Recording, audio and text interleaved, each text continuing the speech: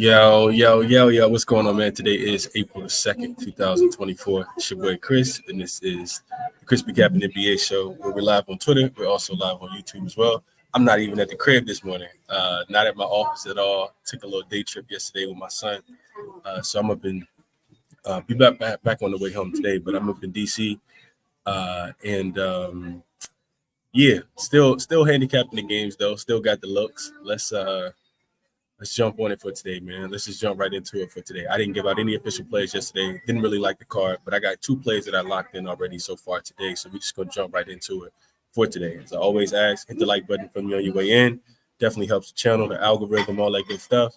And the link for all my official plays as I do make them throughout the day.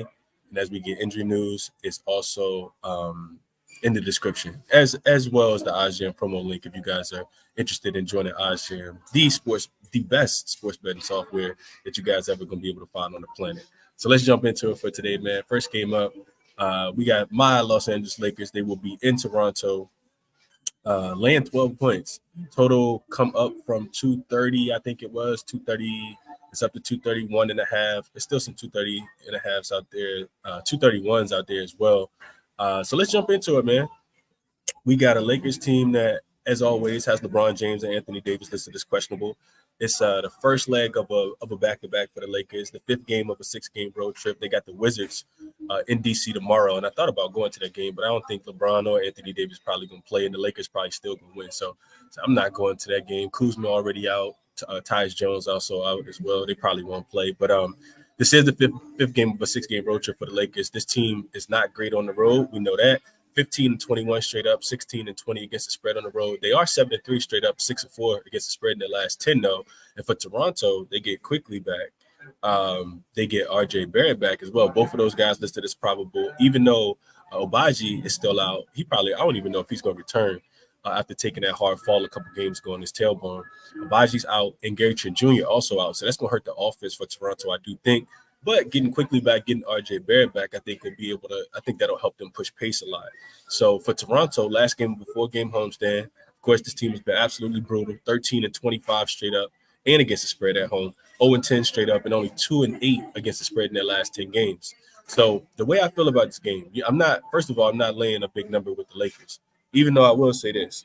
I looked into a couple different things, and I do think that there's a route that the Lakers could potentially cover this game. I'm not looking to play the Lakers to cover, though.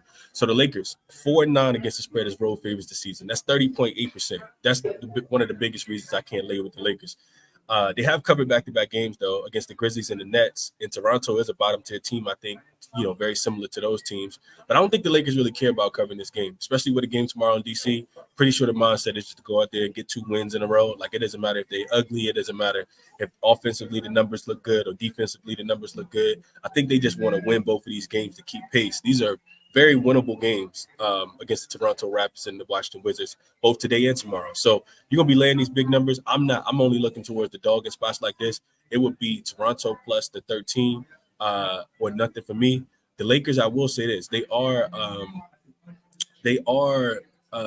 so as 4.5-point road favorites or more, which the Lakers typically aren't. They are averaging 123 points per game, and they're 4-1 to the over on their team total, which today is like 121 and a half. The Raptors, as 10-point home dogs this season, 0-3 straight up and against the spread. They're allowing teams to score 130.3 points per game in this spot. And so they allow 123 to the Kings, 123 to the Kings, 145 to the 123 to the Thunder, and 145 to the Knicks in this spot. But you think about this. You get Quickly back. You get RJ Barrett back. Lakers really struggle against teams that want to get out and run pace. And with Quickly back, this team probably will get back to playing a little bit faster. I know that they're going to be able to score the ball a little bit more. I think the Lakers should also be able to contribute because they also like to get out and push pace. The Raptors haven't been a great defense against transition teams. So initially I was thinking, I had wrote down Lakers team total over 121 and a half or nothing for me here. Just thinking that the Lakers are not going to care about defense as much on this, in this spot, a quicker pace game. But then I looked at Toronto team total, and it's 108 and a half, and I said, man, they should be able to contribute 109 points as well. So I did play the over, 231, got it on FanDuel at minus 110, and it's for all the reasons I just told you guys. I think that both of these teams should be able to score in this spot. Lakers should be able to get to the rim, get whatever it is that they want. We know that LeBron James, Anthony Davis been really attacking the rim, getting a lot of points in the paint. Toronto, they'll get guys back, but they won't get anybody that's going to be able to stop LeBron and AD from putting their head down. So I like the Lakers. Both of these teams are extremely fast-paced as well. Like I said, getting quickly back. Lakers struggle against teams that, push in transition. Toronto struggles against teams that push in transition. This should be an easy over. I didn't go for a unit, but I do like the over a little bit more than anything else in this spot. Let's see what you guys are saying about this game. Let's go to the top. My guy Prolific says, good morning, Chris. Hawks with free money yesterday, but cashed on Celtics first half, minus the 3.5, learning to be more patient and pays off. Absolutely, Prolific. And we'll never force things, man. This is the channel of non-forcing plays. We don't force plays. What's up to my guy Kenneth? He says, let's cash. Just locked in Dallas Golden State under 233.5. We're going to get to that game in a second. What up to my guy LJ? He likes Dallas plus the 1 today to keep it going against the Warriors. We'll talk about that game. My guy Justin, appreciate you for tapping in as always. What's up, Jeff? Dano, top of the top to you as well, my brother. He says, what do you think about that over for the Lakers-Raptors game Chris posted? What do y'all think about? Yeah, y'all let me know what y'all think about the over. I'm on the over no matter who like it. But, let me know what y'all think, man. It should be an over-type game, I think so, though. What's up, PZ? Will says, what up, though, Chris? Rise and grind, kings and queens. Appreciate the positivity, Will, as always. She says Lakers will not cover. Justin also says Raptors plus 13 on my card since last night. Pasty, good morning. Frankie says, made it just in time. My opinion, not yours, says, good morning, Chris. Let's get back to getting let's run the Bucks pocket. That's what we here to do, man. Appreciate you for tapping in, Jose. Top of the morning to you as well. What up? What's up to David? Ramtown says, is OddsJam the site you use when you're checking trends on the stream? No, that's Killer Sports, Ramtown. OddsJam is where I find the best odds for every single book, every single play that I want to make. Always important to get the best lines. But they have a ton of stuff over there that you can use. So it's more than just, it's not trends, but as far as, getting the best lines, that's what I use it for. Says you must have took the old lady to the Nikki show. I wish I would have seen you. No, I did not go to the Nikki show. I took my son. We went to DC, we went to Baltimore. We went to the aquarium, we went to the zoo. We did a bunch of stuff yesterday, did a little shopping. But yeah, I didn't go see Nicki Minaj, man. I don't like Nicki like that for real. GMC says I'm about to hit the gym and just seen your show and wanted to say hey and post my picks. I only bought 2 tickets today, Mavs plus 1 and Clippers minus 3. The other games I have no strong feelings. Gonna get to a couple of those. Appreciate you for tapping in, GBC. And if you guys can hear the background noise, my apologies, man. I'm actually downstairs in the lobby doing the show right now. Jamie says Quickly and Barrett will be playing for their fallen loved ones. Raptors covered. Yeah, I think the Raptors plus the 13 is the right side as well. Just didn't play it. Corey says last 3 Lakers Raptors meeting have soared over 231. So Corey likes that over, I think. Free sauce, top of the morning to you. Young OG, top of the morning. John says D'Lo over 5.5 assists again ago. I would think so, John. I would think so. D'Lo should be able to get out and get a bunch of easy shots to some of those guys. Also, we got to think about this. Quickly and RJ haven't played in about like 8 or 9 games, right? It's probably been more than that. Offensively, it's gonna help. Defensively, they're still liabilities. Quickly was a liability before he went out, and you would have to think that they would contribute more on the offensive end than the defensive end, which is why I like the over. Malik says, "Who you got from scoring for Toronto?" I think all of those guys can contribute, Malik. I think all of them will be able to score. I also don't think the Lakers gonna be locked in defensively here. Coop says cashed on the Hawks last night. Today, I'm going to take the Raptors plus the 13. Sam says a bit bummed out. So close. My multi-parlay hit. So I got to keep, as long as you keep them light, Sam. As long as you keep them light. Oceans Man says I got 229.5 on the total. Hope this goes well. So you got a much better number than me. Let's get to the next game, like my guy Kevin says. And Justin also says, love hearing about that, man. About the men doing things with the little ones. Salute, Chris.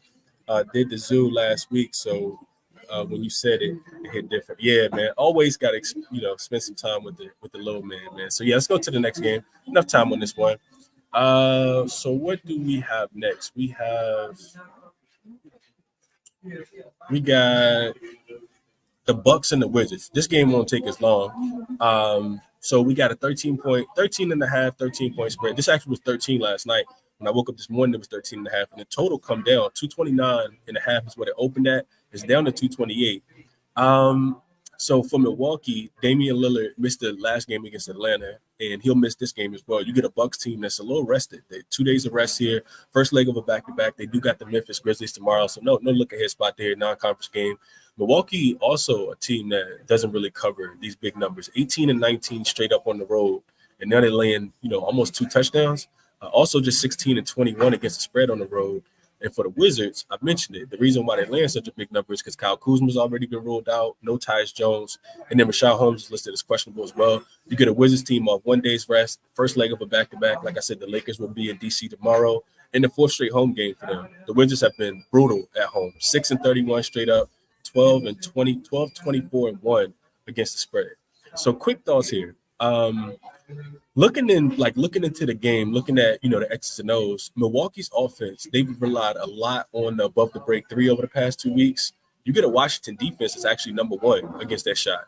And I want to be clear, the Wizards defense, while it has been a little bit better, it's good against the 3 because they can't protect the paint. So teams aren't necessarily having to shoot a ton of threes, but the numbers are the numbers. Like I said, Milwaukee relying heavily on above the break 3 over the past 2 weeks. Washington defense been number 1 in that shot, number 1 against the 3 overall over the last 2 weeks. Milwaukee has advantages from the long mid-range shot. So getting down, not inside the painted area, but more so free throw line extended. That's where they should be able to take advantage of this Wizards defense. The Milwaukee Bucks are 3rd in frequency, 4th in accuracy. Washington, 27th in opponent frequency and 22nd in opponent accuracy. So it's run that, not the 3-point shot, but the pump fake, 1 step in from the 3-point line, knocking that shot down. So Malik Beasley should probably have a big game in this one because he's been the guy. Guys like him, Pat Connaughton, should have a big game in this one. Now, looking at Washington's offense, they've been attacking the rim more. They're 9th in frequency, 11th in accuracy. Milwaukee's defense is actually number 1 in opponent rim frequency, so they're limiting teams who get into the rim, 7th in opponent rim accuracy. Not a lot of advantages with Washington's offense here. Washington also not pushing the pace as much in the last 2 weeks. Their transition frequency has gone down to 16th. Remember, the Wizards were like a top 3, team as far as, get out and run in transition. They're actually just 16th in frequency and last in points scored per possession via the transition bucket. And a lot of that has to do with no Kyle Kuzma, who likes to slash the board and run off the rim and get out and run. And they don't have Tyus Jones, so their offense has been not as good recently, which makes a ton of sense. Milwaukee's transition defense has been solid. 14th in frequency and 12th in accuracy. This should be an under game. That's the way I'm looking to play. It's the only way I would play it. I think it'll be an under game. Not sure if Milwaukee's offense will need to score 122 points. Their team total is 121, or that they will, be able to do so without Dame in this spot. Both teams, I just told you guys, have disadvantages on offense. The total dropped from 229.5 last night down to 228. Definitely agree with the movement there. Keep in mind, Washington will be without Kuzma and Tyus Jones. Like I said, last 2 weeks, offensive rating is 26, just a 107.3. So I know that, both of these teams, Bucks are actually not playing with as much pace. So it's under or nothing for me in this spot. Hopefully the breakdown made sense to you guys. Let's see what you guys are saying here. Richard likes the Wizards plus the points. Yeah, I know it's background noise, so y'all got to bear with me today. No clues, no cover. Greek Freak should go crazy in the paint. This is what I was thinking as well, JFX. He absolutely should cook in this game. I looked at something as well. This was pretty interesting to me. So Kuzma's missed 4 home games for the Wizards, and they've covered all 4 spreads. The Wizards have. I think all 4 games have actually gone to the over as well, which is interesting to me. I'm not sure. I would have to cross match that with Tyus Jones playing, but that's one of the reasons why I kind of stayed off the total. I do everything else aligns to the under, but that's the reason why I didn't play it. Jose likes the Bucks in the first half. He says the under looks good. Richard says should be a freaking blowout, but this so fixed, Wizards might just win.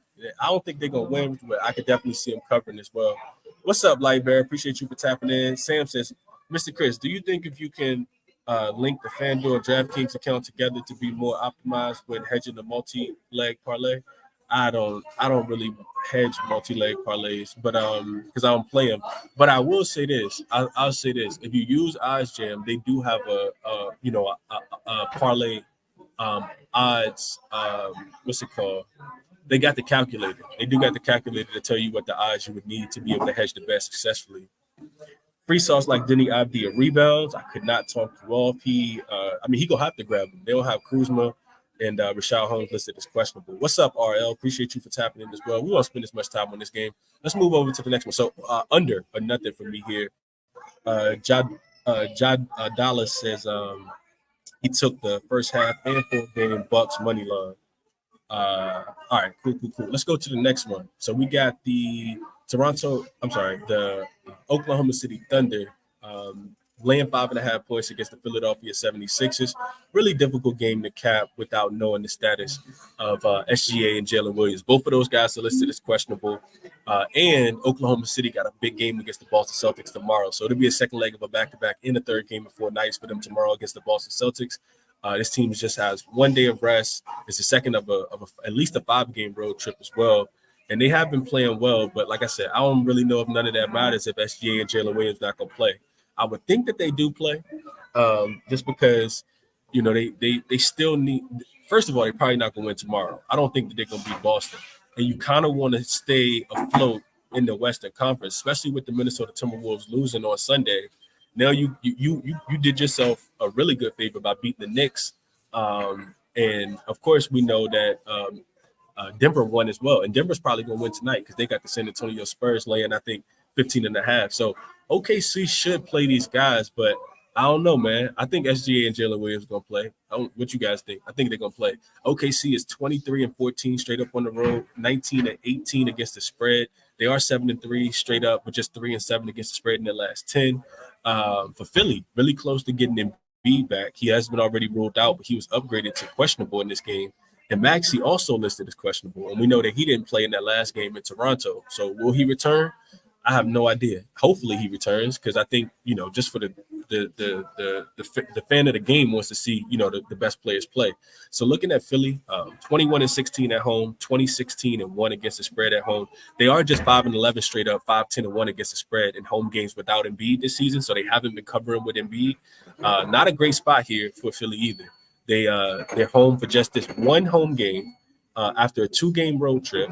And then they go back on the road for another 3-game road trip starting in Miami on Thursday. They play 6 of their last 7 games on the road as well. So all of those things kind of make me instantly want to look towards the Oklahoma City Thunder. I think if you played the under and you're hoping that those guys don't play, you got a really good number because the total is dropping. Another thing I looked at, we know Philly's been playing a little bit better defense recently. They are 5-2 to the under as home dogs without Embiid this season. I agree with the total coming down here. There's a potential that SGA and Jalen Williams, one of those guys or both of those guys don't play here. But I think that they do play. So you got it ahead of the line if you take the under before they get ruled out. Philly likes to get out and run. OKC is probably one of the best transition defenses in the league. Philly likes to shoot a ton of above the break threes via Maxey and Kelly Oubre and Buddy Hield. And OKC is also one of the better 3-point defenses from the shot zone as well. So I do lean a little bit more towards the under than anything here. But this is not a game that I'm going to play. And I don't think you can play it without knowing the status of Maxey, SGA, and Jalen Williams. So I won't take too much time on this one. Let's see what you guys are seeing here. What up, Markel? He says, what's up, bro? He's taking a stab at Giannis triple-double. That's a really good look. I know he typically get a lot of assists when he plays against the Wizards, and they're going to have to double. They have nobody that can match up on him one-on-one. And no Dame, that should be a look towards the triple-double for sure, Markel. Thunder money line, that's a lot of juice. Getting to the moon, regardless of the news. Either out is a plus. I did see Giddy been hooping. He has been hooping. Young News has got a funny feeling about this game. David says JoJo due back this week. Philly might get hot. They could potentially. I'm interested to see how he looks, man. Basketball is better with Joel Embiid on the floor for sure. And Philly was rolling with the men. Nando says my OKC SGA points and assists over and the money line he likes. Young News says Philly might get them one right here. Spot play. I don't know how much is a spot play though, Young News. Philly, looking at OKC, they're going to try to win every game. We got to remember OKC is one of the better teams on the second leg of a back-to-back as well. You're probably not going to beat Boston on the second leg of a back-to-back, especially after Philly beats you up because Philly has been playing a little bit better defense. So I don't know how much I feel like it's a spot play. Like I said, if anything, it's not a great spot for Philly. First game back home after a short 2-game road trip, then right back on the road for Miami, and then 2 more road games after that, and they play 6 of their last 7. I think it's more of a spot for OKC, but 5.5 it seems appropriate. David says, also, viewers, hit the like button, man. I'm sure y'all have 3 seconds.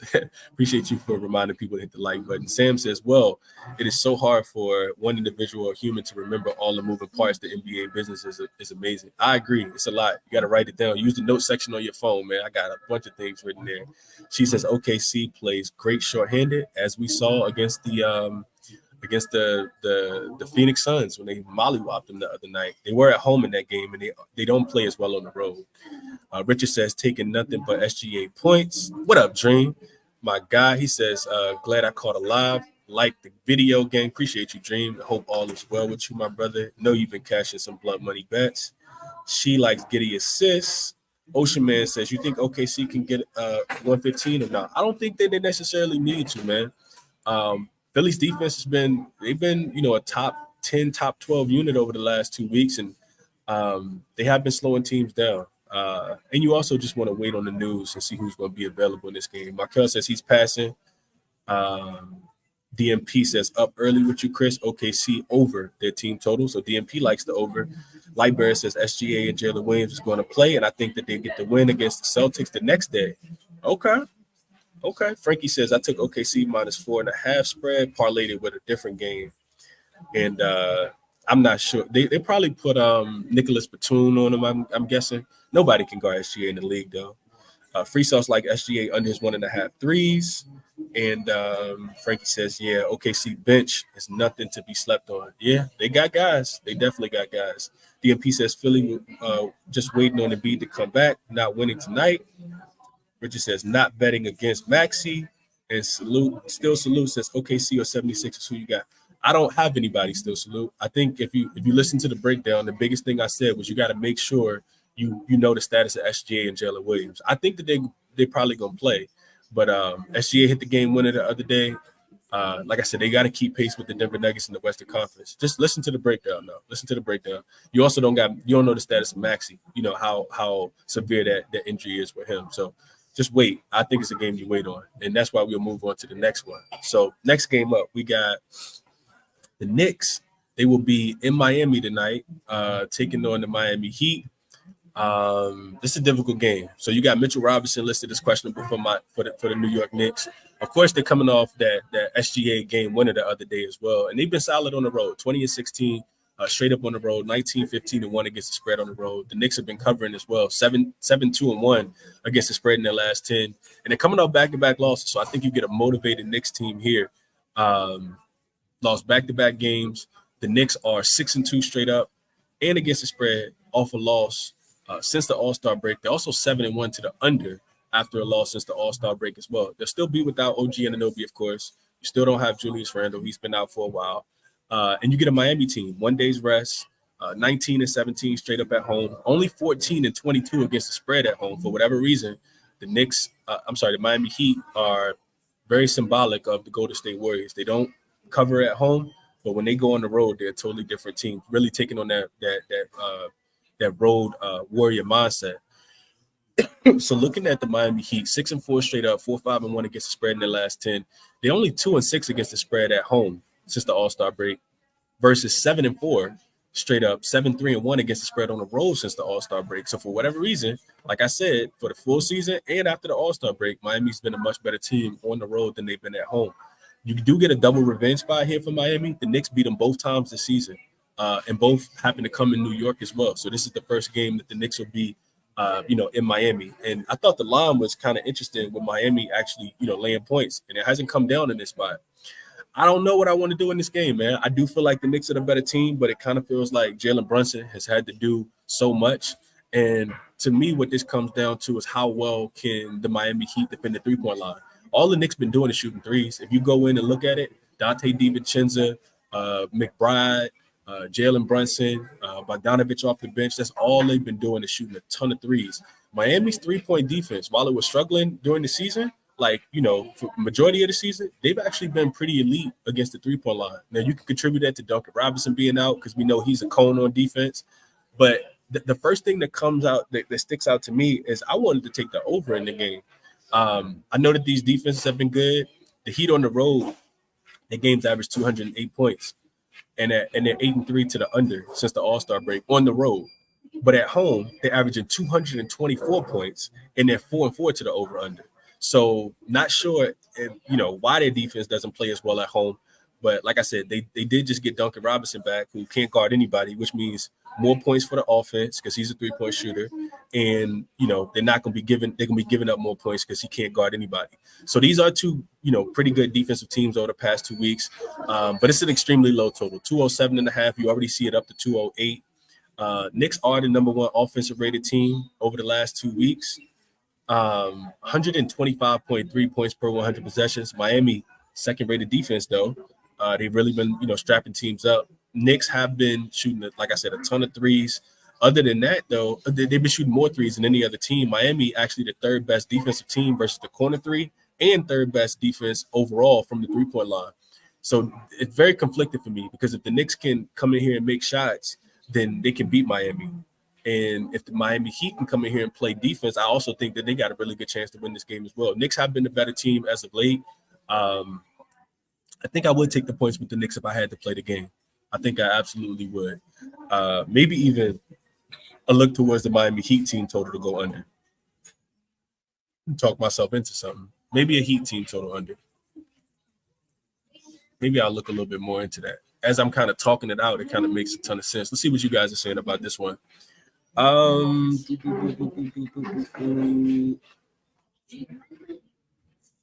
SGA MVP statement game. I don't know about that. We got to see if he gets in first, Jacob. He could play, though. Has Philly won a game since they cheated them the other day? Yeah, Philly just beat the Toronto Raptors, beat the brakes off Toronto in Toronto. Thunder should win this game, and they should win. Let's see. If not, this one, let's see. Frankie said, so you guys still talk about the other one. Jose says Knicks money line for him tonight. Damian says Miami needs this game to avoid that series sweep. Give me Jimmy points and the win.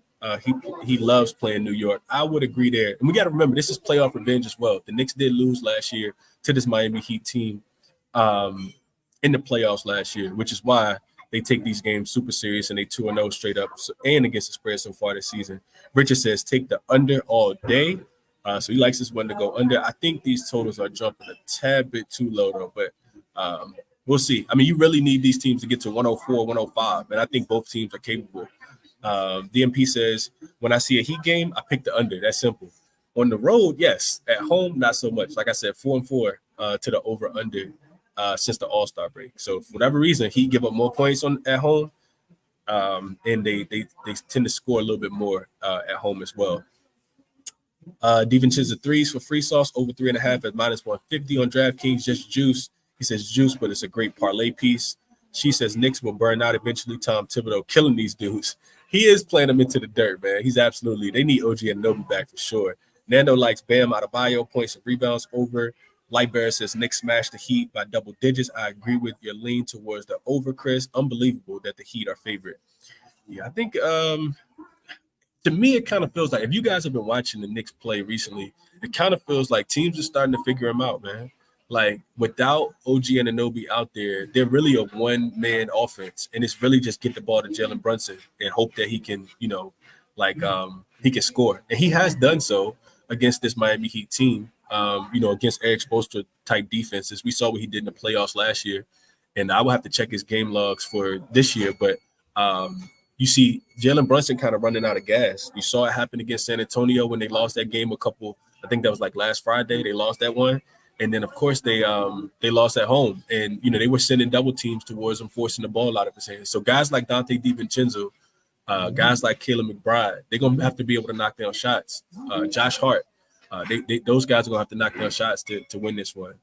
Dream says Duncan threes for me, 2.5, a great number, 2 and 7.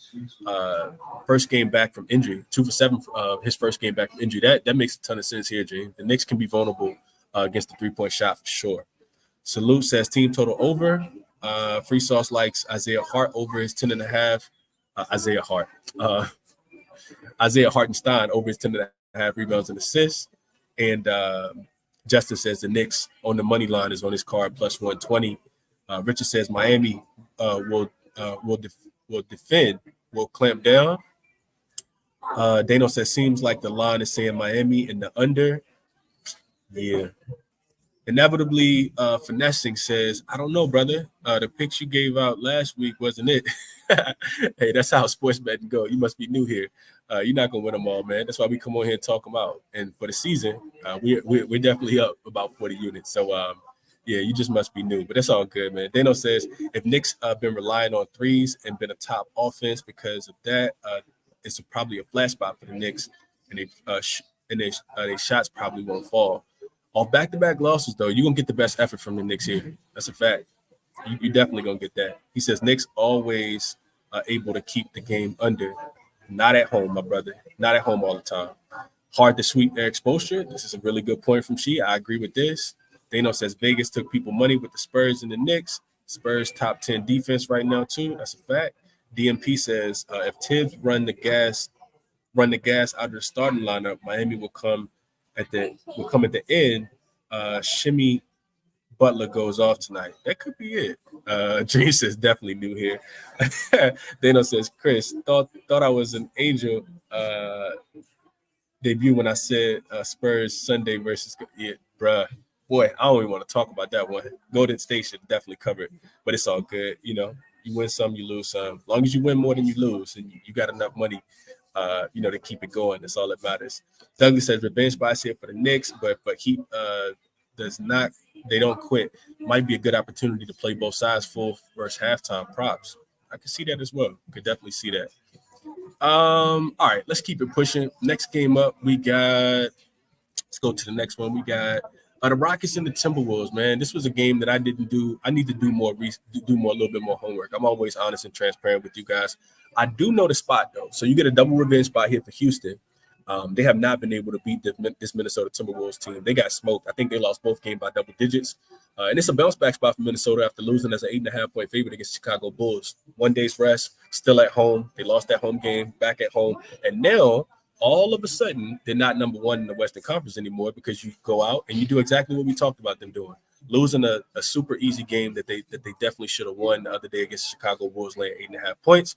Now they find themselves not in first anymore, but in third in the Western Conference with just one loss. Still only one game back of Oklahoma City, who right now do hold regards to the number one spot in the Western Conference. Then you got Denver at number two, just a half a game back. So this race is crazy. 52 and 22, 52 and 23, and 51 and 23 are the top three teams. All of them 7-3 in their last 10 games. It's a difficult game to cap.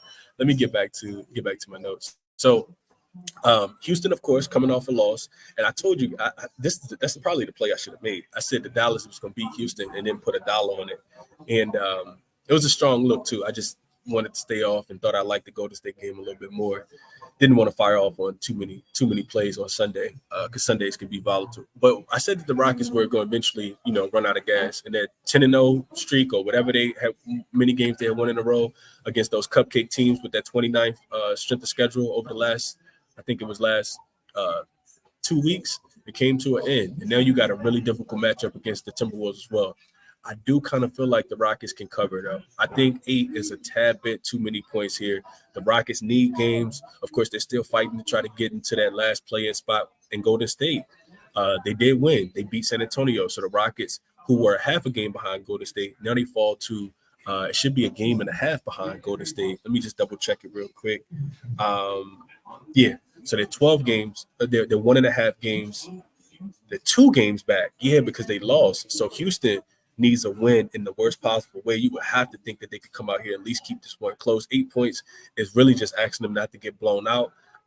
Without doing too much of a deep dive, I do think that it's a Rocket spot. Real quick, let me go through and look at the two teams real quick if I was to match them up.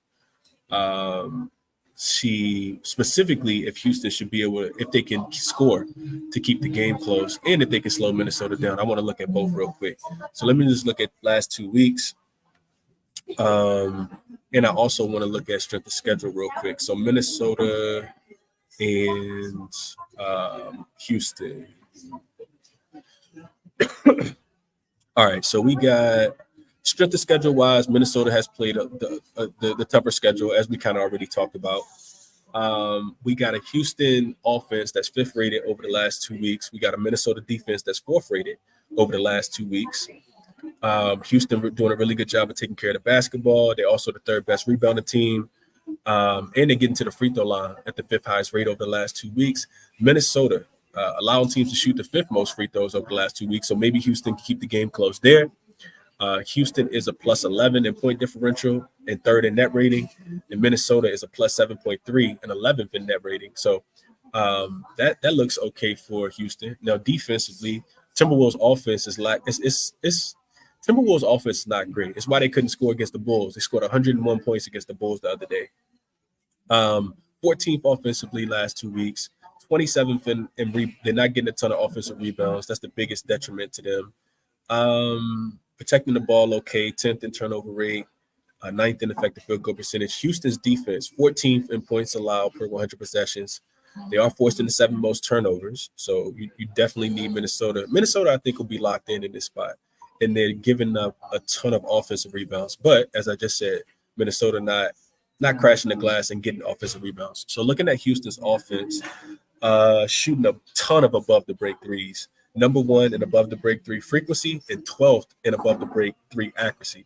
That does not bode well for Minnesota. The reason why they lost the game the other day is because they were over helping. If you heard them listen to the beat writers, and Rudy Gobert after the game, he said that they were over helping. And that's why Caruso hit 7 threes. Career high 7 made 3-pointers for Alex Caruso in that game on Sunday. And the reason why a big part of the reason why Minnesota lost that game. So that's the number 1 shot that Houston is taking. They're number 1 in the league in above the break 3 frequency, and they're shooting it at 37%, which is 12th. Minnesota, they are 5th in above the break 3 frequency for their opponent, but they're allowing teams to shoot 40%, which ranks them bottom 5. So they're not giving it up. 5th fewest above the break 3 opportunities for their opponent, but they are allowing teams to shoot it at 40%, which is bottom 5. Their 3-point defense in general is 21st. They're allowing teams to shoot about 40%. And I'm looking at Houston 4th in all 3 frequency. And 12th in all 3 accuracy over the last 2 weeks. So that's really going to be the tell. Houston's not really getting to the rim, not really shooting a lot of shots in the paint, 27th in frequency, 25th in paint accuracy. So it's really just going to be what it looks like on the Houston side is will they be able to make shots? Like they're going to have to be able to knock down threes. Their offense has been elite in the half court. They are 5th in frequency and transition, 14th in points scored via the transition bucket. Minnesota is really elite there, though. 2nd in limited transition opportunities and 5th in their opponent points scored via the transition bucket, points per possession. So Houston gonna have to let me flip it real quick, give you guys the numbers on Minnesota's offense, which I know that they haven't been elite. Versus this Houston Rockets defense. All right, so looking at Minnesota's offense versus Houston's defense over the last 2 weeks, which is the numbers that I've been looking at, they have been shooting a ton of shots in the paint. They are 7th in frequency, but only 20th in accuracy, so not really making a ton. They are 18th in rim frequency and 2nd in rim accuracy, so they're making a lot of shots at the rim. Houston's defense has been pretty good. They're limiting teams to the 5th fewest rim shots and 16th in rim accuracy. That's really it. Houston's defense has been good from the long mid range, from the corner 3. And we know the Timberwolves don't really shoot the ball well. They can really struggle to shoot the ball. So it's really just going to be, can Houston slow down Minnesota from getting to the rim is what I'm looking at based on the recent numbers.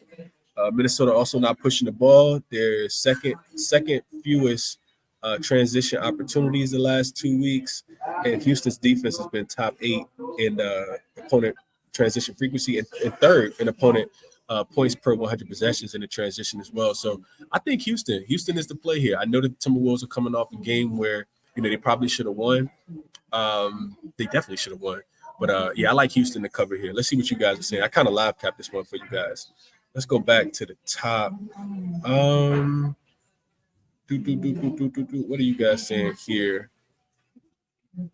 Jose says the dude definitely new here. Nando says Knicks getting the Getting the fire later, getting the heat later. Justin says plus 40 units speaks for itself. No need to explain yourself to the newbies. Appreciate that, Justin. I try not to put energy in the places that don't need to be. So I don't really dig too much into it, man. Fred Van Fleet says, Free Sauce says Fred Van Fleet assist discounted at 6.5. Gotta grab that. Okay. Dano says high-powered offense versus good defense. Offense relying on threes won't sustain against a good defense. That's true, Dano. But can the Timberwolves really come out here and lock these Rockets up to win this game by double digits? Pretty much, right? If you're taking the Rockets, you're just really hoping that they're not losing by double digits in the game to feel like they need to win. DMP says that Houston run is done. They getting back to the norm tonight. Dano likes the Heat as well, so he's about to lock them in. Light Beamer says Timberwolves will be motivated and focused to dominate the Rockets. Inevitably, Finesse says Rockets been surging, should be able to take advantage in the paint. I don't know if they're taking advantage in the paint with Rudy Gobert down there. Jose says I think he's going Houston plus the 8. What's up to my guy Fox5? He says the Wolves now 0-6 when they land 8+ points as a favorite, Chris. Remember my shout out for the Bulls. I do remember you saying this, Fox5. I do remember you, and I said I had Bulls plus 8 written down as a lean and didn't play it, of course. They win the game outright. He says, but I have this feeling they covered this matchup. It is a bounce back spot for him. 8 is a big number, though. 8 is a big number. Neto says he took the Rockets plus the 8, so it's a lot of contrarian, a lot of differences in this game. Says I just seen on Hard Rock Heat -3, -110, but -3.5 is plus 100. He finna smash them boys. If they got to win by 4, -3.5 is the same as 4. It's 3. Yeah, you get a push, or you end up winning the bet for sure. What else y'all saying? Somebody will get a double. Guess who? Too easy. Freebie. Hint. He plays for the Timberwolves. Rudy Gobert, double for Richard, it sounds like. Jose says, I like Houston plus the 8 and Jalen Green over his 3.5 assists. Parlay, defense travel. I like the under here, playoff type style game. I would agree with this as well. They know this should be an under game for sure. 216 is a low total, but if the Timberwolves going to be locked in defensively, they can bring their defense in the spot. And the Rockets, they have been playing a little bit better defense as well. Luka just happened to drop 47 on their head. Let's see. What else y'all like? And John says Jalen Green points, rebounds, and assists under. Not something that I looked at or handicapped. Dano says under is the play though. It's clear, but Houston is going to be public dog with that trend, which is going to tip the money. That I agree with this, Dano. One of the reasons why I'm probably going to stay off of this game. DMP says can't trust Houston lineup versus one of the top defenses in the league. They're gonna have to bring it on the defensive end tonight. Houston gonna have to bring their defense to stay in this one, which they can, because Minnesota's not the greatest offensive team. Houston got Golden State next. I think they lose this one. Dana also says on the real though, hit the like, man. Appreciate it. He says he appreciate the show for real. Appreciate you shouting that out, Says I be needing this type of banter early in the morning. It gets me going for real. Appreciate that, The Bulls were able to match up with the Wolves in the front court. This Rockets team can't. Joakim says, okay. Is this a must-win for Houston? It absolutely is, Livestone. Absolutely is a must-win for Houston. 38-36 on the season, which is what, 74 games? So they got 8 games left, and they're down 2. So if you lose this one, it gets really, really difficult to catch Golden State. They're already down 2 games. Remember we said that at the top, right? So you lose this one, you go down to 2.5, depending on what happens with Golden State in the Dallas game tonight. I mean, in the Dallas game tonight. Let's see. Will says I like the Timberwolves first quarter spread minus the 2.5. I think they come out focused with a sense of urgency. They took that last loss personal. Rockets are slowing down and lost the last 2 first quarters by 10+. That's a good look there, Will. If you do like the Timberwolves, they should establish themselves early and just be winning by a possession, a 3-point possession. I couldn't talk you off Timberwolves early in this spot to get right, even though I think that the Rockets do play with a sense of urgency. Douglas says Ant 25 points and Jalen Green over his 3.5 assists at plus 125 for him. All right, enough time on that game. I did kind of do a live handicap for you guys, let you know what I was thinking. Next game, we got the Cleveland Cavaliers. They will be in Utah, laying 11.5 points. So you get a Cavs team that is first leg of a back-to-back. They actually got the Phoenix Suns tomorrow. And this team is 0-3 against the spread in their last 3 games. It's really difficult for me to think that they're going to come out here and beat anybody by double digits. And a lot of it has been their three-point defense. I talked about really liking the under in that game against Denver on Sunday. 2 really good defensive teams. The Cleveland Cavaliers are not a good three-point defensive team, though. And if you can shoot the three, you got a chance against them. And that's Denver shot 60. I think they shot over 60% in that game. This, to me, I know that they need a win. I'm not sure if it's going to be by double digits, though. Like, you get Donovan Mitchell back, he's looked like a shell of himself. And granted, the Jazz don't have a lot of defenders, but the Jazz play hard. They took my money on Sunday when I thought that they would get smoked without Lauri Markkanen and Jordan Clarkson and John Collins.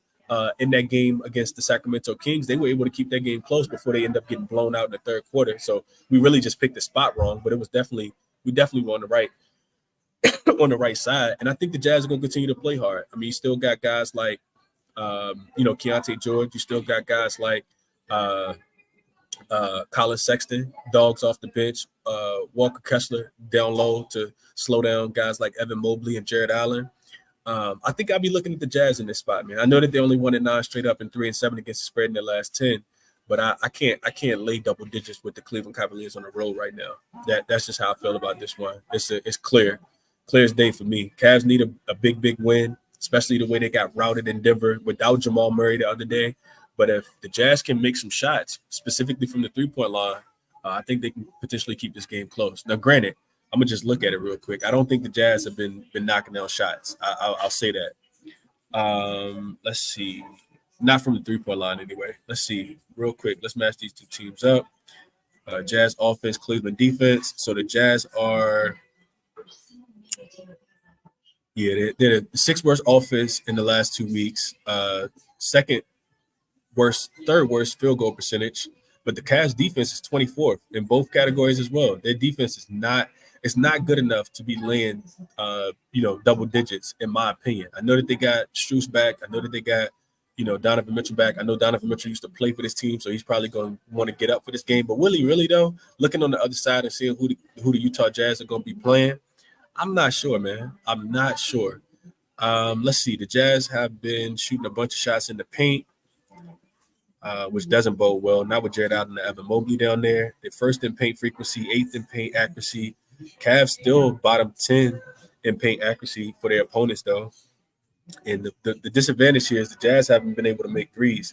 They're 6th in frequency from the corner three, but 25th in accuracy, 30th, the worst team at the above the break three over the last 2 weeks, and 29th in overall three-point accuracy the last 2 weeks.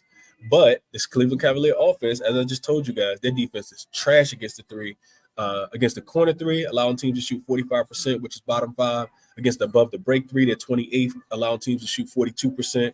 And then overall against the three, they're 28th as well in opponent three-point accuracy, allowing teams to shoot damn near 43% from the three-point line. So you got 2 teams that, I guess that's not an advantage too much for either team. Jazz can't make a 3. The Cavs can't defend a 3. Just what the numbers say. Also, you got a Jazz team not running the break, only 26th in frequency as far as transition over the last 2 weeks, and 21st in points scored via the transition bucket. The Cavs have been good in that department. This, to me, feels like an under-type game. I know Utah's not going to be able to score down low, but can they make shots from the outside will be the question in this game. Let's see real quick. Cleveland, Utah. Let's see what advantages Cleveland has offensively, which these numbers will be skewed because Donovan Mitchell's only been back for a couple games. So Cleveland is shooting a ton of shots in the paint. They're 11th in frequency, 1st in accuracy. Utah's been good, though. 8th in opponent accuracy over the last 2 weeks in paint scoring. They're also shooting a ton of corner threes, 2nd in frequency, but they haven't been making them, only 26th in accuracy. And you get a Utah team that's 29th in corner 3 accuracy for their opponent, allowing teams to shoot 50%. These are 2 really bad three-point defensive teams. So some variance there for sure. I'm not sure how that's going to play out.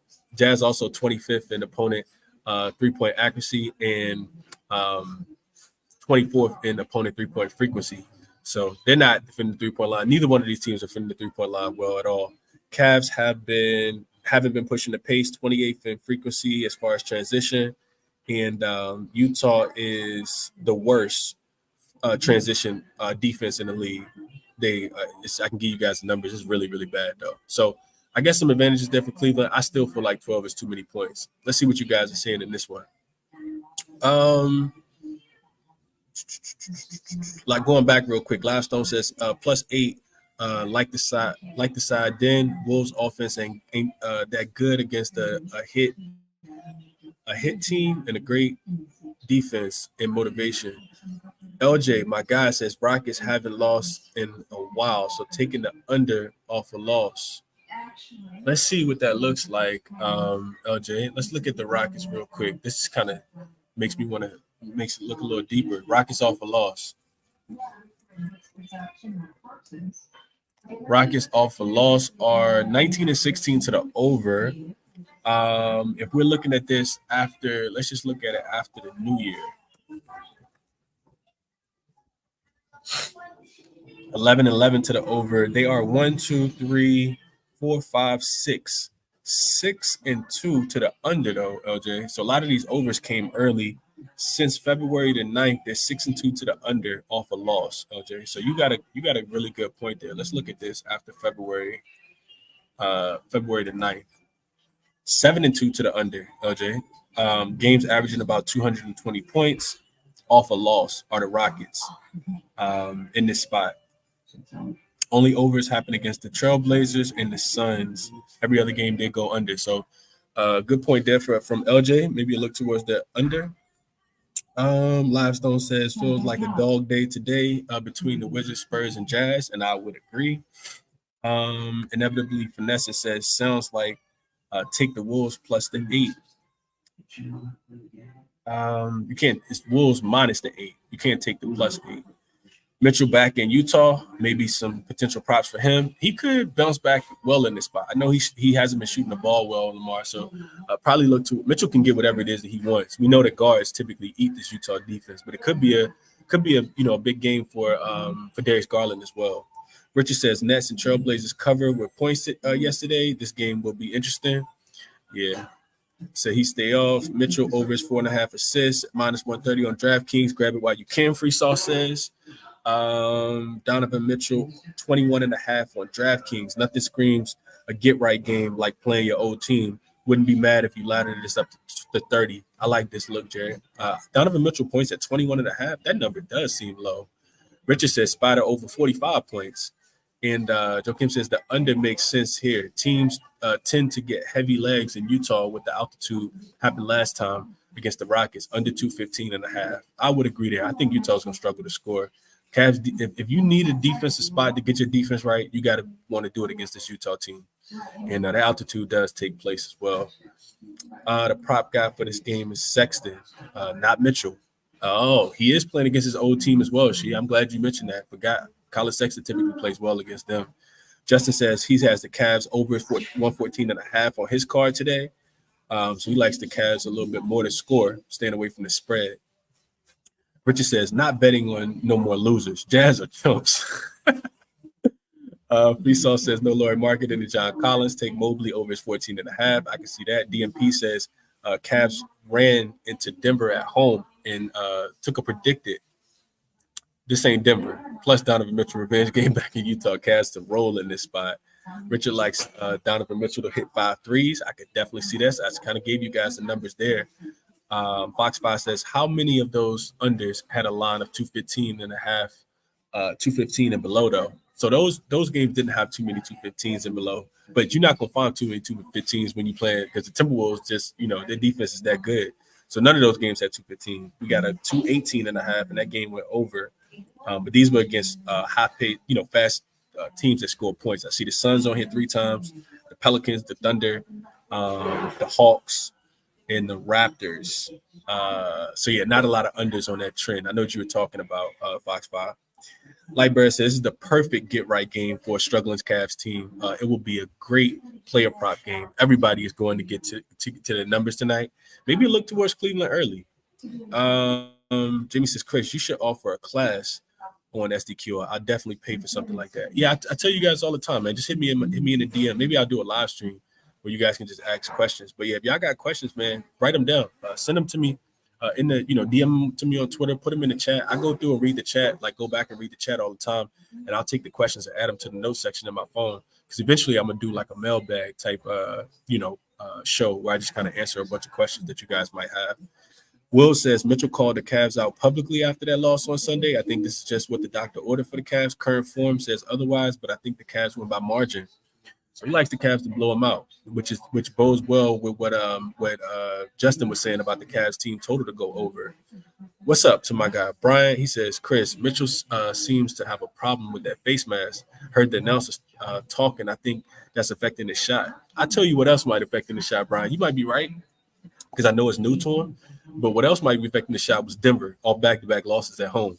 They were not playing any games in that one. Let's see. Dream says PG assist versus the Jazz, point guard assist versus the Jazz, usually a good look. Luka had 13, Trey Jones 9, De'Aaron Fox 11 in the last 5.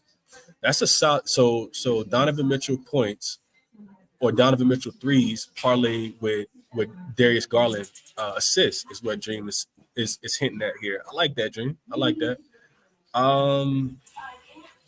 Kevin says, Chris, miss your picks. We got a couple games to get through, Kevin, and I'll go back over a couple plays that I did make today. Big Rich says, who you got, Heat or Knicks? You got to go back and listen to the breakdown, my brother. But I do think really just going to be dependent upon who's going to be able to make the three. Remember, you don't always got to bet every game, man. I always like to say that. You don't got to bet every game. All right, so let's keep it pushing. San Antonio and Denver. I think how many more games we got left? It's only 2 games left. Yeah, these only 2 games. I think it's only 2 games left. So let's go San Antonio, Denver. So I just no numbers aside at all. No numbers aside at all. Really hard to face San Antonio right now. Like really hard. I had the plus the minus 8.5 for Golden State the other day. Of course, I gave it out. My favorite play of the day. I lost a ton of money on the play. I did get some of it back because I bet Golden State. I got all of it back because I bet Golden State at half to win by 1.5. I sent that out to the members as well. But this Golden San Antonio team, if they got Victor Wembanyama on the floor, and we got CLV because we knew that when I did the show on Sunday, I said that Jeremy Sohan was going to be out probably for the rest of the season. But we ended up getting Devin Vassell listed as doubtful, and then he ended up getting ruled out, and they still covered. It was a bunch of 3-point shots being made in that game. I don't know if Golden State definitely took their foot up off the gas after having a double-digit lead, but I think San Antonio, man, this team is playing with. They're just kind of rallying around the energy that Victor Wembanyama has. And every single time Golden State hit a big shot, it was Victor Wembanyama who came down, and we know he plays well against Denver. Now, granted, they have been smoked by Denver twice this season.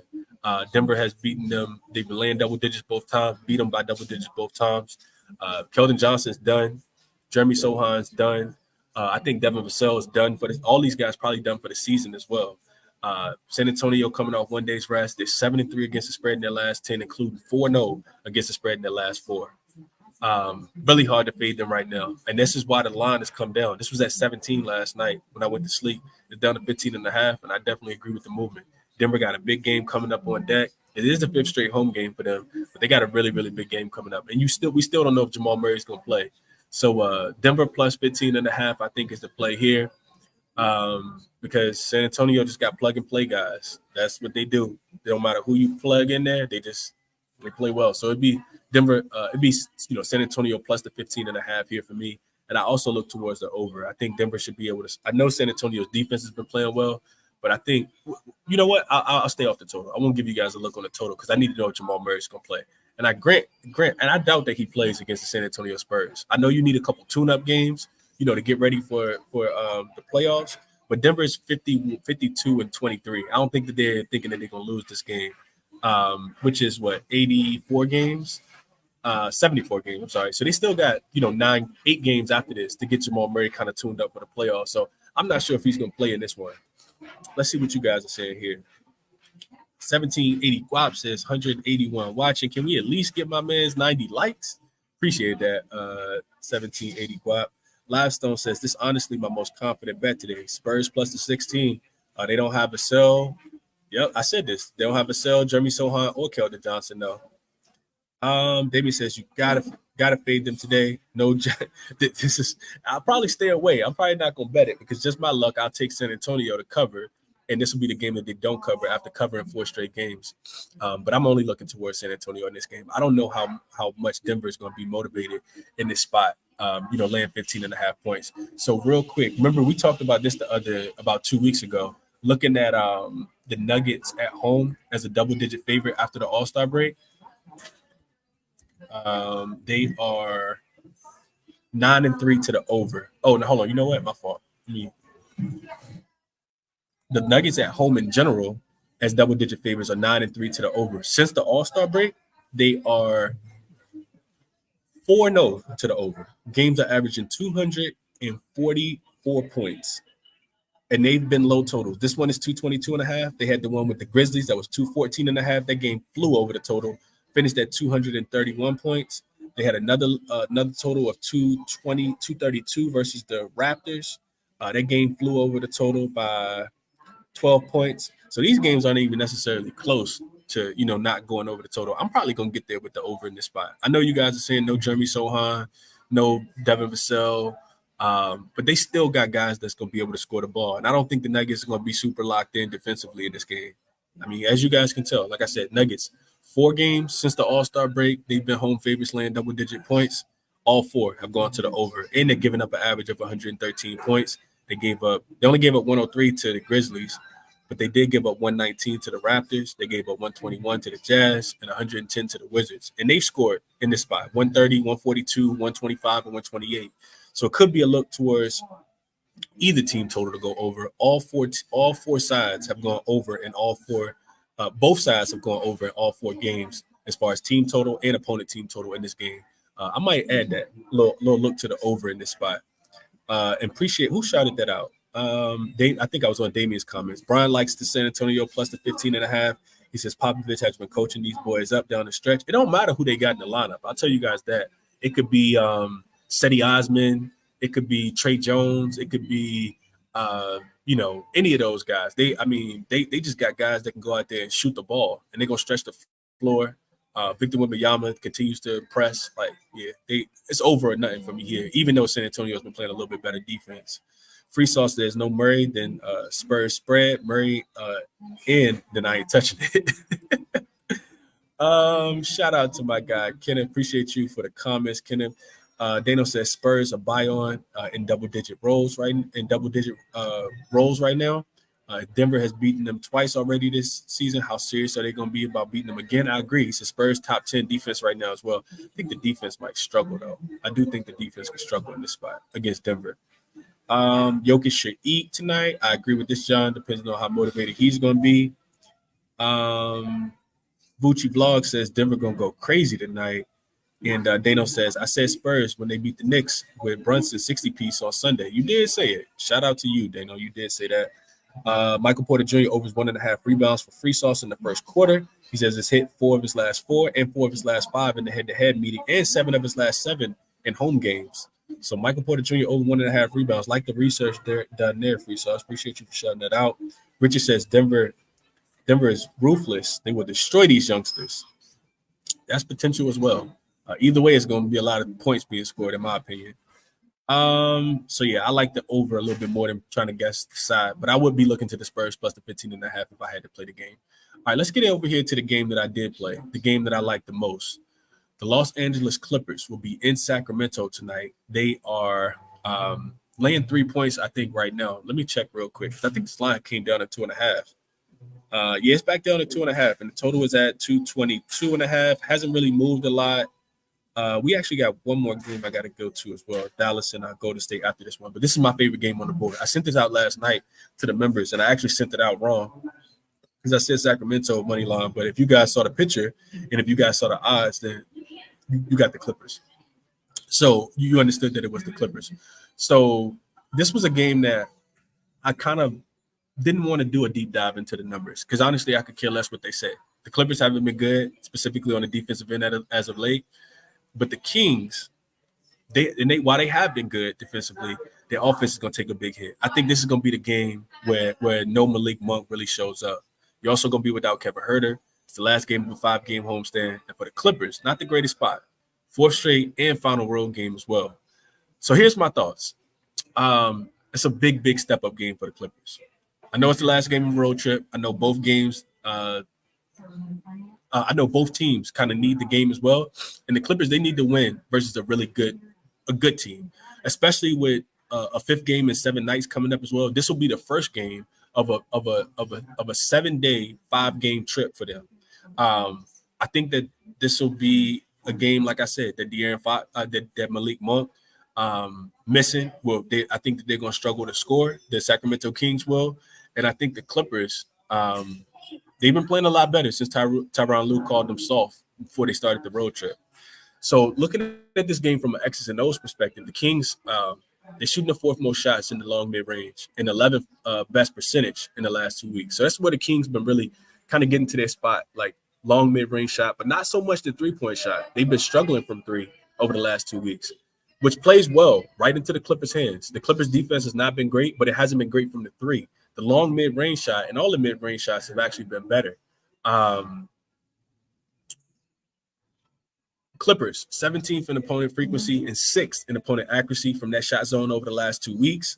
And the Clippers, like I said, they've been struggling against teams that's been making threes, but Sacramento aren't making a ton of threes right now for whatever reason. Their offense has been not as good. Their defense has been a lot better. So looking at a couple trends, I did look into a couple trends. Kings, 6-8 straight up, 5-9 against the spread at home games, coming off a home win. So typically, we always talk about them being super inconsistent at home. And I'm not saying that they're going to overlook the Clippers. This not only is a conference game, it's a divisional game. But I do think that the Clippers are the right side. Kings also, they've lost 3 straight and 3 straight non-covers of any of the spreads in home games versus teams that have a 55% win percentage or better. So you could say that they're beating up on the cupcakes. The last time that the Kings played against a team that was, going to the playoffs at home, it would happen to be against the Mavs the other day. They did it twice. They lost both of those games. And also another one came against the Knicks. They lost that game and didn't cover. And you look at the Clippers, specifically on the road as a favorite, 22-5 straight up as a road favorite. That's 81.5%. We took them on the money line last night, including 7 of their last 12.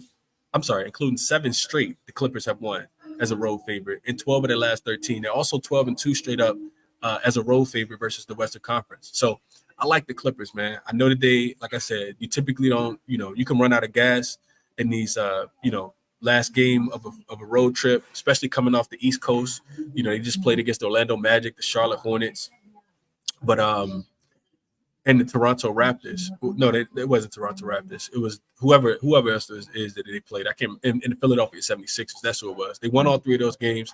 I think that they closed the trip off well. And we got to remember they're gonna be back in the state of California, so it's not like they're gonna be far away from home. So yeah, I like the Clippers, man. I took the Clippers last night. This line, it's still, I think, you still can get a money line probably like -140. I think it was -135 when I sent it out last night. Give me the Clippers in the spot to get the Kings out of here tonight. Like I said, I think Malik Monk is going to be missed heavily. I like the defense that Zubac's been playing down low as well. So I think him being able to slow down Sabonis a little bit. And, you put Terrence Mann on De'Aaron Fox. It's not going to stop him, but hopefully he can slow him down. And then PG and Kawhi, hopefully they can go crazy in this game. So give me Sacramento to lose. I like the Clippers. Give me the Clippers in this one. On the money line is the way I chose to play it. Let's see what you guys are saying here. What up, Mr. Cash Out? He says, I took Miami money line, dog day. Okay. Miami not a dog, though. Miami the favorite. Oscar says, since Spider been back from injury, he hasn't scored as well. I mentioned that as well.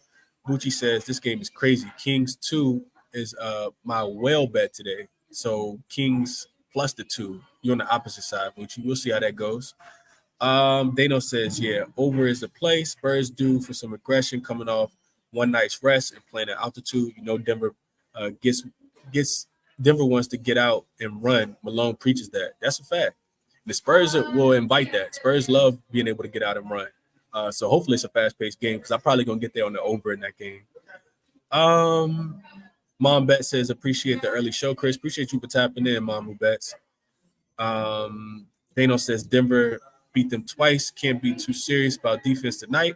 Another great point, Dano. I agree with that as well. He says over is the play. Run it. And I'm probably going to get there as well. Just haven't played it yet. Richard says Clippers. Harden was not at the strip club last night and may get a triple-double. So if you guys watched that game against Charlotte, they were saying in the first quarter that during shoot-around, he did kind of jam his finger. It looked like a pass was supposed to be meant for him and somebody else touched it. And if you guys, play basketball, them the worst passes, the ones that aren't direct, like they get misdirected and then end up tipping your finger because you can't catch it the way you thought you was going to catch it. He ended up getting his fingers taped.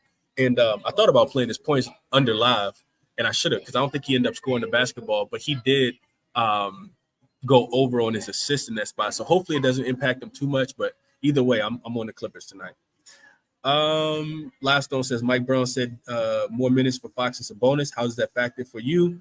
Fox might take 28 shots tonight without Monk. I agree. I can definitely agree. I think also, without Monk, I'm glad you mentioned this, Last Stone. Without Monk, I think you got to look at Keegan Murray. I don't know what his number is, and I'm not liking him to score tonight because I'm on the Clippers. But Keegan Murray has been going. I think he's going to get the highest usage increase. He's going to get the uptick without De'Aaron Fox being there, in my opinion. He's been shooting the ball like fadeaways, but he's gonna have his hands full trying to guard Kawhi Leonard tonight. But yeah, I think looking at Keegan Murray, I think might be a look. Damian says, I think the Kings going to struggle on offense without Monk for the next few weeks. Kawhi scored 30 plus 2 times. The one time he scored 20, they won by 20. Give me the Clippers. We on the same side, Damian. I love the alignment there. Is Fox out tonight, Chris? No, Fox is. I haven't seen anything about Fox being out. I think this line would be a lot stronger in favor of the Clippers if Fox was out. She says Clippers have slow feet, quick players, blowing past Harden and Kawhi. Fox will get 30 plus. Okay. Free Sauce says I need more of a sample of Fox with no Monk, but he dropped 11 assists last game. Line was at 6.5. Yeah, I mean it was against the Jazz too. We probably should have all cashed. We should have already probably took that. Dream likes Fox. He says 20 points and 5 assists is at minus 125. Fox has 5 rebounds in 7 of his last 9 versus the Clippers since the 2022 season, and he's over 8 of his last 10 games, 40, 14, and 33 points versus the Clippers this season. He's gonna try to kill him. For whatever reason, Fox loves playing against all teams that come from LA, whether it's not just LA, from the state of California. He like playing against the Warriors. We know he murders my Lakers. What's up, Tasha? She says, greetings, everyone. I'm late and at work. I'll go back and chop the show up, Tasha, in case you want to go back and listen to my thoughts on some of the other games. 1780 Guap says, Kings allow 39% from 2, from the second worst in the league. Clippers are third best, 28-5, after shooting 40% or better. I think Clippers capitalize on that tonight. I would agree. Young OG says, Fox going to torch them. Fox Spot said, bro, took the wrong dog. I think Sabonis struggles tonight. I hope he does, John. I really hope he does. LA says, Clippers money line, hit the like button on your way out. Appreciate that. Let's get into the next game. I see a lot of comments coming in on this one. Jose on the opposite side, he said he was thinking Kings +3. Play it, my guy. You got to play what you absolutely love, Jose, no matter what I say, no matter what any of your favorite handicappers say. Play what the numbers say play. And I'm not a Clippers fan, but I think the Clippers win this game. Tori says, I gave out a banger yesterday, 80 points and rebounds over in Atlanta. Glad you cashed those, Guru. We all been making hella money fading the Clippers. They're overrated, is what Vucci says. Okay. They're overrated, but they're 22-5 straight up on the road, which is 81%, Vucci. But, you're on the opposite side today, man. It happens. One of us going to win. What's up, on the Glow? He says, can you look at how the Kings record performed with and without Monk this year? So it hasn't been a lot of games, but I can look into this really, really quickly. Then we get on to the next game. Kings and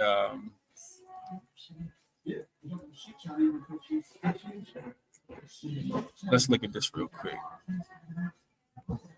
So with Monk, they are 1-1, and they beat the Jazz, right? You got to remember it's only a 2-game sample. They beat the Jazz just now by 21 points, but is that Jazz team really an NBA team? And they end up losing to the Timberwolves 98-110 back on December the 23rd. So Malik Monk has only missed 2 games so far this season. So that's that for you on the glow. She says Clippers defense is straight trash. It absolutely has been, but I think they bring it. I think they bring it tonight for sure. And like I said, it's one of the ones you got to stay away from the numbers on. Keegan Murray, threes over 2.5, a good parlay piece at -172. Free Sauce says, and yeah, the Clippers defense has been struggling against the three, but like I said, Sacramento hasn't been shooting it well. Richard says, thanks, Chris, for all you do. Appreciate you for tapping in, Richard. Love, just hearing what you got to say about the games as well. My brother Dano says Murray under his point, 3 rebounds and assists if you got to guard Kawhi.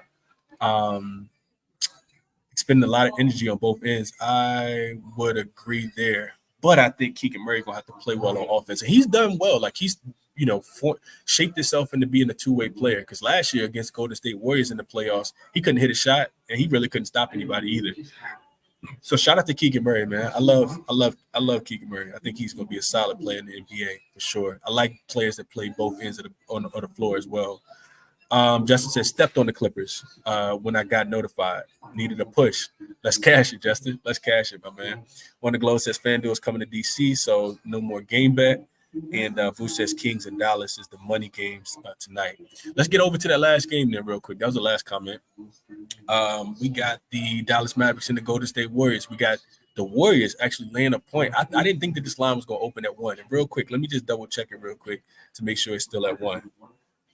Yeah, we get the total come down just a tad bit, down to 232.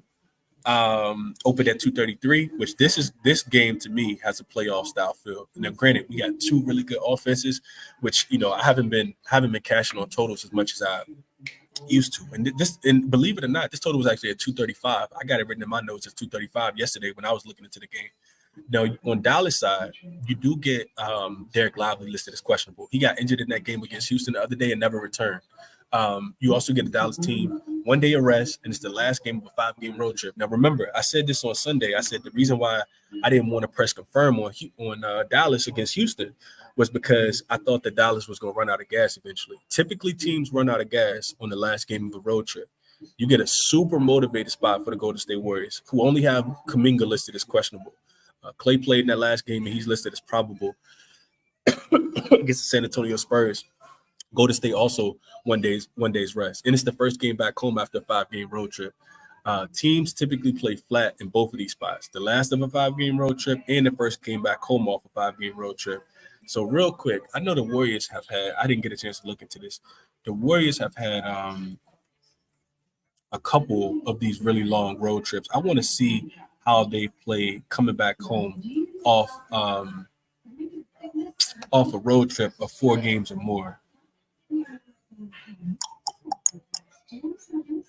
Y'all give me 1 second. Bear with me for a second.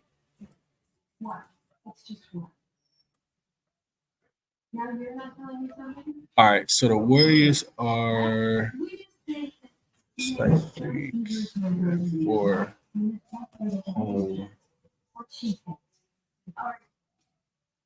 for the Mavs. Just as a slight sweep is 4. It's graded there for. Graded there 3. So I can't. It's just loading real slow right now. But I want to see how the Warriors do when they're coming off these really long road trips, and it's their first game back home. Let's see.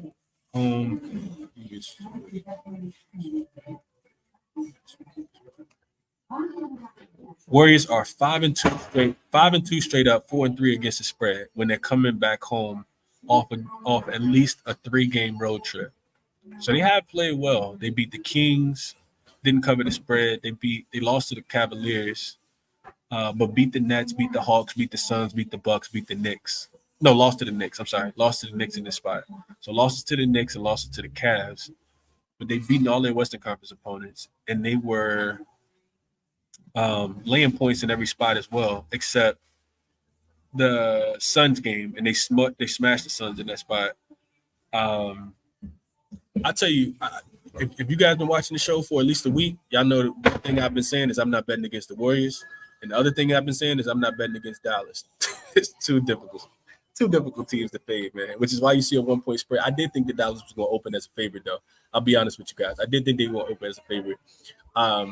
Dallas has beaten Golden State twice this season. They're 2-0 straight up and against the spread. One of those games was in Golden State, and the other one was in Dallas.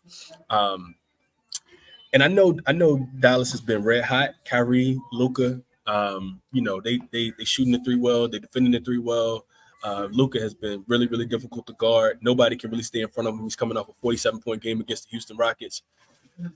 And I kind of lean Dallas, but this is my hesitation. When these teams are on these really long win streaks, Dallas has won 7 games in a row, and then they're dog. All of a sudden, you're like, why? Why would a team that's won 7 games in a row be a dog? It doesn't tend to go well for the team that's a dog. 70 and 145 straight up are teams that are on a 7-game win streak, and then all of a sudden they're a road dog. 32.6% of the time. And you actually Golden State to win the game. Golden State has not been better than the Dallas Mavericks. But as I kind of told you guys, and I know Golden State's taking my money twice because we had Charlotte first. We had them get Charlotte in the first half minus 7.5, and they wet the bed in that spot. Then they ended up blowing them out late, and then of course I took them against San Antonio. And if I fade them here, then they'll definitely win the game. And if I take the Mavs, Golden State. Well, if I take the Warriors, they'll probably end up losing. So I don't want to play the game, man. I don't want to play the game. I do think that the Mavs are the better team right now, though. But I can't fade Golden State right now. I could definitely see this one, going both ways. Golden State will know, that they haven't been playing well at home. We know that, right? The Dallas Mavericks are what? I gave you guys the trends the other day. The Mavs, let's see, the Mavs are. Let's see. The Mavs are 23 and 14 straight up on the road. That's 62%. Since the All-Star break, they are 8 and 4 straight up on the road, 9 and 3 against the spread. They're winning by an average of 7 points. They've won 5 games in a row. 7 of their last 8, 9 of their last 10 on the road. And the Warriors have not done as well at home. They are only 18 and 19 straight up, 16 and 21 against the spread on the season. Both of those are losing propositions. And since the All-Star break, they are 4 and 5 straight up and against the spread at home, winning by an average of 4 points. But they've lost 4 of their last 5 games at home. Lost to the Bucks, lost to the Bulls after beating the Bucks, lost to the Spurs, lost to the Knicks, beat the Grizzlies. That's the only win that they have in the last 5 home games. And then they lost to the Pacers as well. So for whatever reason, they haven't been able to figure it out. Now, that trend is not going to continue, I don't think, for the entire season. I think the Warriors know, hey, bro, we got to figure it out. You hear Steph Curry come out and say, like, yo, we might have to start staying in hotels when we get back to the Bay. Like, whatever we need to do to start winning games, Golden State will need to win this game. But I don't think Houston go win tonight. So Golden State may not need to win the game as much. Remember, they got a 2-game lead on the Houston Rockets for that final play-in spot in the Western Conference right now. So definitely playoff style game. I think a look towards the under is absolutely in play. But I haven't been able to get totals right for whatever reason. Under 230, 233, whatever you can get in Dallas is the way that I would play the game. Let's see what you guys think about this one before I get out of here. Pretty sure it's going to be a lot of love for the Mavs. Let's go back to the top real quick.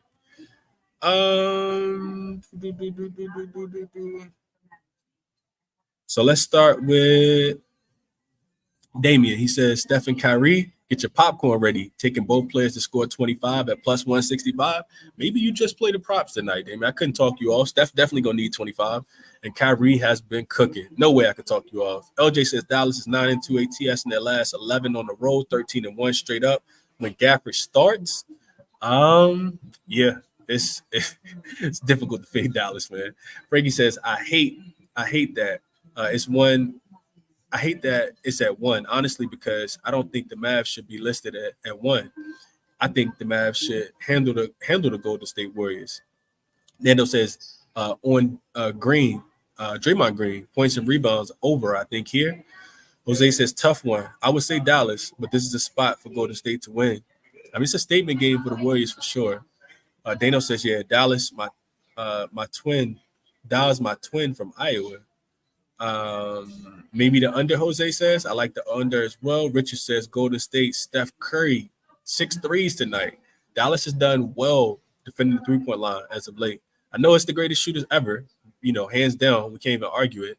So I can never talk anybody off Steph threes, but 6 seems like a lot for the number one defense against, not number one, but top 5 defense against the 3. Free Sauce says Dallas' strength of schedule has been way harder than Golden State's. I'll take Dallas straight up on the money line. I think you are right here, Free Sauce. Let me take a look at that real quick. I know the Warriors have been playing, some cupcakes. They had you can only play who's in front of you, but Dallas has been playing some really tough teams, and that could be due for a letdown spot as well. Last 5 games, Golden State, Dallas. Strength of schedule last 5 games looks about the same. Dallas offense just been so elite. Their offensive efficiency is a 121, and defensive efficiency is a 104. So they're winning by average of 17 points over the last 2 weeks. Golden State winning by about 10 points over the last 2 weeks. All right, what else y'all got in this one real quick before we wrap it up? Vooch said, this is what I say. He's just going to be a great game. I agree. Justin says, I've been on the Mavs. Not getting off now. Mavs money line is on this card. I couldn't talk you off. Justin Free Sauce says if no Kuminga, take Wiggins over his 4.5 rebounds. Could ladder that to 5.5 at plus money. Free Sauce says over in his last 9 of 10. What you talking about, Free Sauce? Who's over in it? Not in their last 10. LJ says, hey, Chris, did you do numbers on Dallas ATS versus the West after the All-Star break? I did not, but, I mean, it really don't matter how you look at them, LJ. Like, Dallas been good against – in every situation. The Mavs have been so good. I can look at it real quick. They are 9-1 straight up and 9-1 against the spread versus the Western Conference since the All-Star break, LJ. The only game they didn't cover was against the San Antonio Spurs. They were 9-point favorites, and they won the game by 6. They've been crushing teams. Dallas has by far been the best team in the NBA. They made such light work of the Houston Rockets. Such light work. Tasha likes the under 232. Joe Kim says playoff style game, difficult to pick a side. Feel more comfortable with the under 232. And Guap says Mavs money line potentially comes down to the wire. Mavs have been efficient shooting 57% in their last game situation. In late game situations, I would agree. They got some big shot takers and some big shot makers on this team, and it's not just Luka and Kyrie, but even Dante Exum is hitting big shots. Tim Hardaway Jr. hitting big shots. DMP reminding us don't fade Steph tonight. Frankie says, Chris is the only reason. The only reason the spread is 1 is because the books want you to bet Golden State. They want your money. I think it could be either way, Frankie. Like, I understand the love for the Mavs. Don't let me talk you off your Mavs bet. It's going to be hard to do that anyway. I'm not talking anybody off their Mavs bet, but heart of a champion with the Warriors. You got to remember that as well. Marquis says, until Josh Green comes back for Dallas, I can't take them serious defensively. Warriors by 1. It's interesting because their defense has been good, Marquis. Their offense has been better. Can Golden State stop Dallas is going to be the question. That's what's really going to be the question. Can Golden State stop Luka? And can Golden State stop Kyrie? Because we got to remember, Dallas been scoring points in the paint, right? Like Daniel Gafford, Derek Lively, Luka getting to the paint. And I know the Golden State Warriors have been good defensively there, but can they turn it on, specifically in Golden State, which is where they haven't been able to? I gave you guys the numbers there. Justin says definitely stepping on Luka triple-double tonight. He likes that.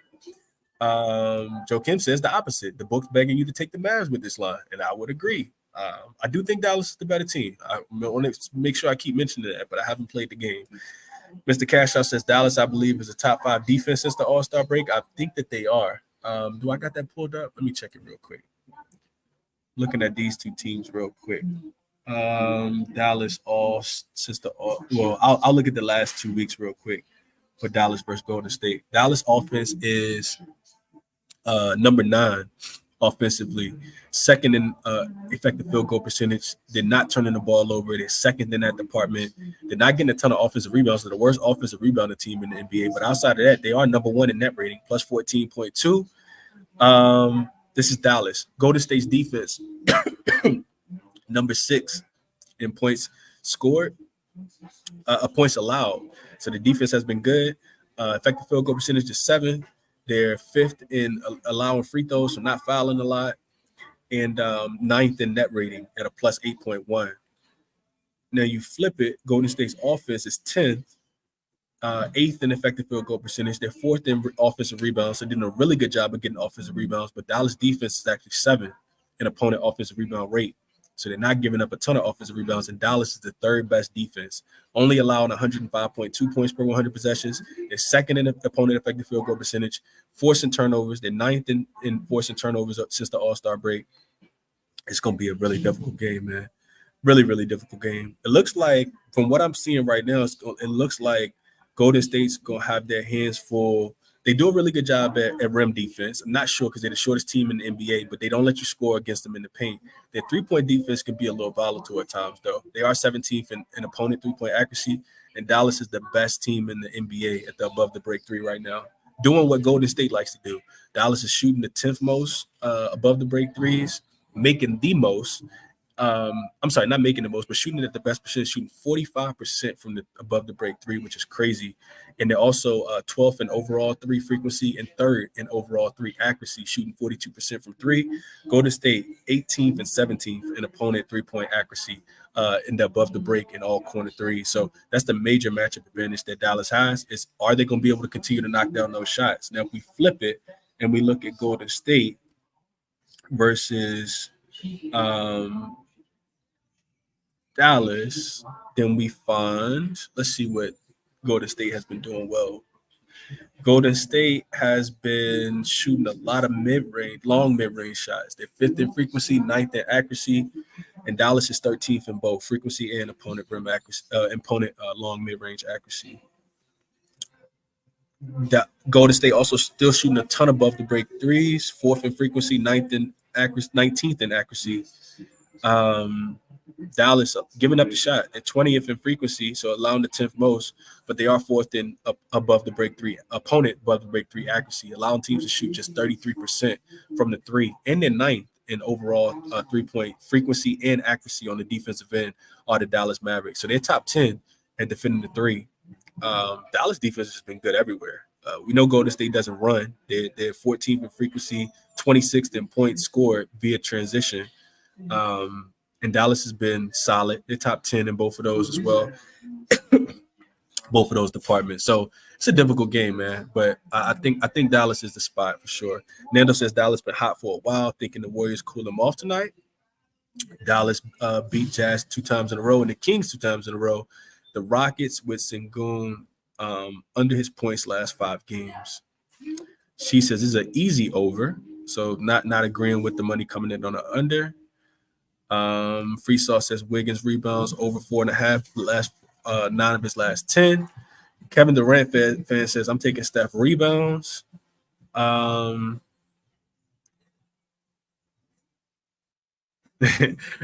says, did you say 6 threes was a lot for Steph Curry?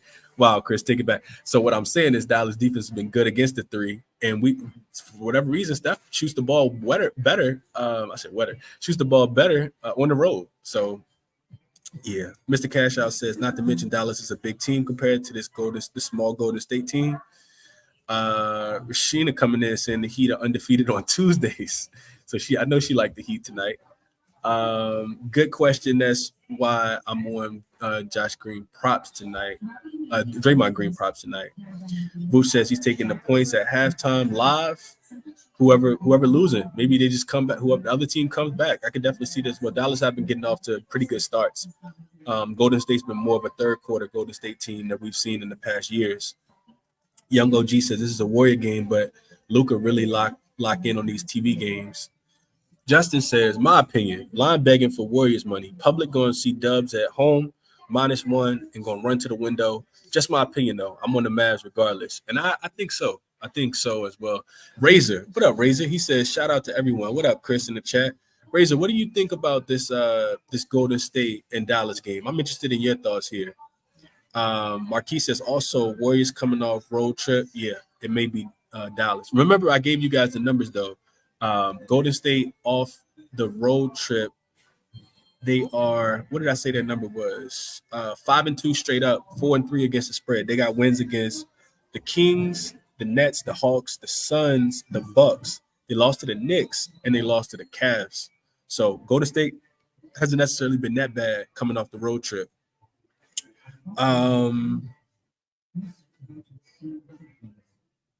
See, Mr. Cash Out says not on no funny-ish, but Kyrie with the mill water in him might be deadly. Kyrie, man, Ramadan Kyrie is different. He's different, man. Frankie says, I know that was a joke at Chris because I know he likes Golden State, but that's actually what is scaring me. I'm sure everyone is on the Mavs. Why isn't the line moving? Yeah, yeah. I know a lot of people the public, I feel like, should be on the Mavs, but I understand Justin's point as well, and that's why I'm staying off the game. Mavs have been the better team. Jared says, I can see Luka headlining my feed tomorrow. Mavs spot. Douglas says, if you think the game total will go over, both teams to score over 23 in each quarter is at plus 400. Could be a prop to sprinkle on. I think we see at least one good defensive quarter from both teams, Douglas, but I can see that. Razor says $400 gambler's first glance today. Dallas plus 1 is my top play so far today. So I didn't even know Golden State opened as a dog, as a favorite. Razor likes the Mavs. Exactly what I said as well. Guap says if the Mavs can control the boys tonight, they get the dub. Then they're the ninth worst in allowing 14.5 second chance points a game this season. And Rochelle says Daniel Gafford 14 plus boards, so definitely got to be some defense if he's going to get those boards in tonight as well. All right, we've been on here for an hour and 40 minutes almost, man. Love breaking the games down, chopping it up with you guys. Everybody who sent the comment, hit the like button, join this channel to give out plays and talk the games out with me, man. I sincerely appreciate you guys. But I got to jump off here and actually get on the road, do a little bit of shopping, get back home, and catch these games this evening. So let's go over top looks on the board. And it's one that I didn't add that I really, really like as well. So this is what we kind of just talked about, right? Clippers for me on the money line, top play of the day for me. I like the Clippers more than anything else. Also played and gave out the Lakers in Toronto earlier this morning before I started the live stream as well. Over 231, quickly back. RJ Barrett back. Both teams like to push the pace. Neither team really slowing, good at slowing other teams down in transition. Raptors also giving up a ton of points in the paint, and getting RJ Barrett and quickly back is not going to help that. Getting RJ Barrett and quickly back should increase the pace, though. Lakers' first leg of a back-to-back with the Wizards tomorrow. Don't think they're going to be locked in defensively in this game. Both teams should be able to score. So I like this game to go over. You can see considering Washington and Milwaukee under 227. Like I said, the only thing that scared me was Kyle Kuzma. Without Kyle Kuzma, the Wizards are 4-0 to the over in home games without Kuzma. But I do think that they could struggle to score if the Bucks play defense. I'm not sure how much the Bucks are going to be motivated in this spot, which is why I'm going to stay off that total.